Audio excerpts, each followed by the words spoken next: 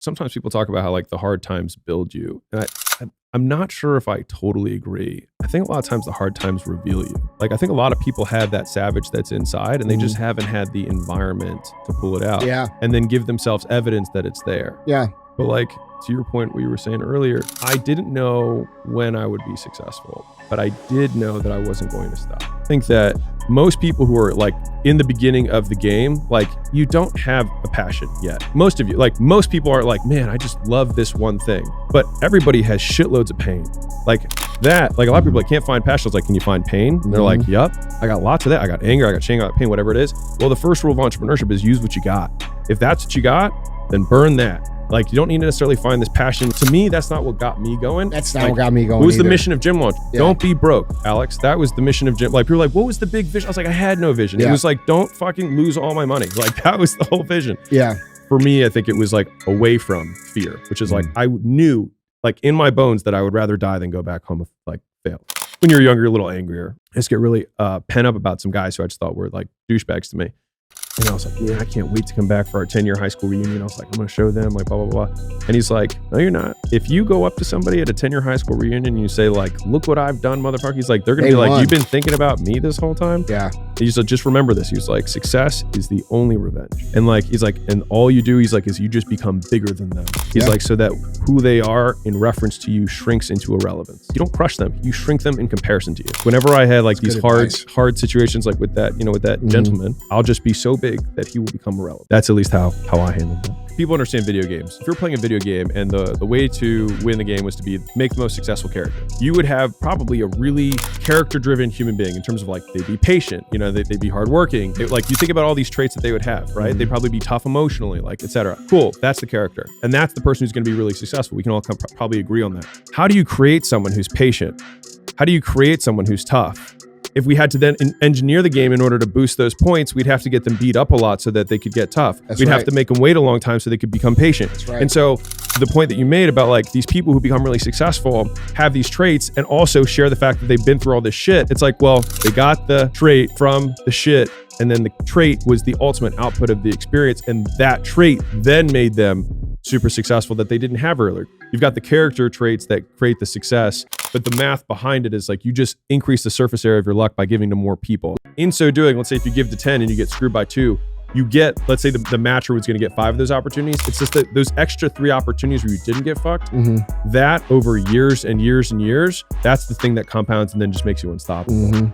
People are afraid of getting taken advantage of. Or the first time they do it, they just quit. Yeah, exactly. Yeah, for sure. If you think differently than your immediate family or your friends or whatever your hometown is, one, you probably don't want to be normal. Because if you take what normal means and put it across all aspects of life, it means that you're going to die at 74, you're probably going to be overweight, you're going to not really achieve anything that you want. Like that's normal. And so it makes sense that you would be the odd man out because most people live that life. And so like that was something that gave me a lot of permission to like be me, which was not normal. And that's okay. Because I mean like ordinary versus extraordinary means that you are not. And so like if Andy's sharing stuff on here that are different beliefs about the world, then it would make sense because like if he's in the 0.001% of earning potential, then it means that he sees reality differently than you. And I think it's the same reason that people who are billionaires can lose it all and then get it right back. And the reason that you can't is because you don't see reality clearly. They had to develop those ways of getting along with people over and over and over again, because if you don't have leverage in the beginning, which you don't, you have to overcompensate by being a great person, opening more doors by giving first and getting screwed. And if you think about it that way, where it's like, okay, I have to give to lots of people for an extended period of time, and I have to stomach the fact that I'm going to get screwed. But if you realize that that's the necessary cost in order to develop the trait and open the doors that you don't get screwed, then you just have to see that as the ticket, right? And I think that for me, that was like a very big unlock for realizing that like when I got into those rooms, I was like, oh, I'm not the only person. The guys with the blue check mark and the Rolex posing in front of the Lambo they rented for the day, those people only impress people who don't know what players look like. Like we all know that guy is not a player because the guys who are players at their age in 20s and they're in their maybe 30s, whatever, like right at that stage, like they're hungry, they're savages, and they're in the grind, and they're doing the work of giving first to as many people as they can over delivering, knowing that that goodwill will compound. That single skill has served me so well because that's how I've been able to get into rooms that I didn't deserve to be in, was by just saying like, okay, what am I good at that I can help this guy out with? The secret the 1% don't want you to know. It's horseshit. There is no secret.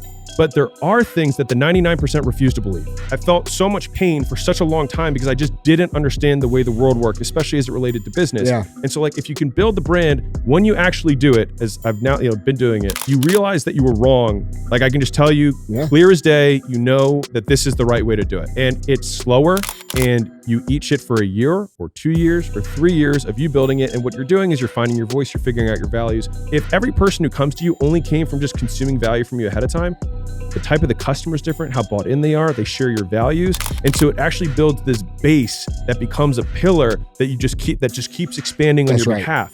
And it becomes kind of like, it's so little, it's too little for you to notice until it becomes too big for you to ignore, right? Like that's how compounding works.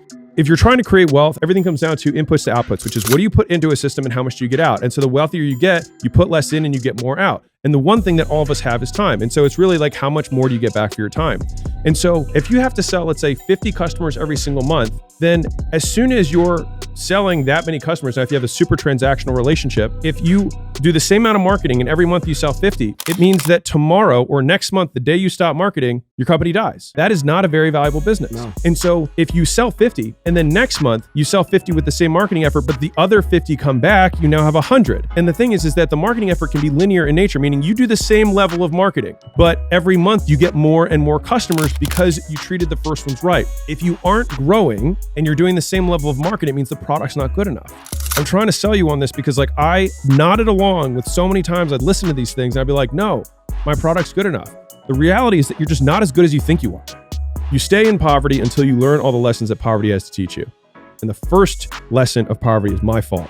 Like it's my fault that I'm here. One of the other rules of poverty is that no one wants you to be rich. You have to want to be rich and you have to make it. I mean, this is Steve Martin thing where it's like, you have to be so good that they can't ignore you. And when someone can't ignore you, then everyone then acquiesces. They just comply. They're like, you have to gain leverage over other people because of how much better you are at the thing.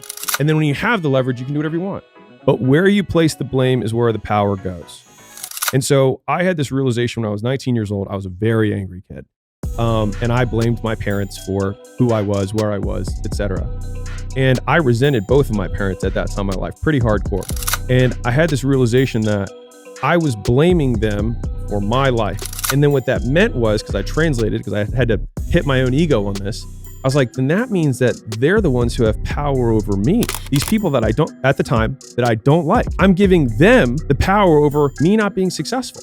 And so wherever you point the finger of blame is where the power goes. Until eventually it points at your chest, that's when the first day of your like real life begins. All these things happen. I had all of these things that were unequal or unfair or whatever you want to call it. If you can accept that it is your fault, it's an awful way of saying it's your responsibility. You blame that, then it means that that's where you put the power. 100%. I acknowledge it 100% may be true, comma, so what? Okay, look, we all acknowledge it. Yeah. Now what? So I'm going to redefine success real quick.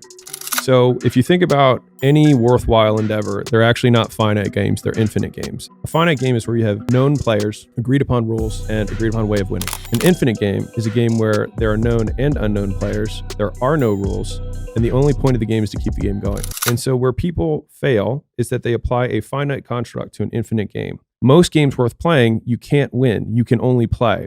So marriage, for example, you're not gonna win marriage. The point of the marriage is to keep the marriage going. At health, you don't win health. The point of getting healthy, being in shape, is to stay in shape. And you don't win at business. The point is to stay in business and to stay in the game and to keep playing. And I think when I redefined that, all of a sudden I realized that by being in the arena, I was a success. And so I was able to enjoy the fact that by that definition of success, I was winning. If we are able to, and anyone who's listening is able to remove the expectation of some finite outcome that's going to happen, because I promise you, all of us here in this room have achieved some goal, and then we just move the goalpost, right? And it's more just a game you play with yourself, just like you, when you're on the cardio machine and you're like, okay, 30 minutes is 3 10s, and you're like, okay, it's 5 6s, or you know, like, you play the game.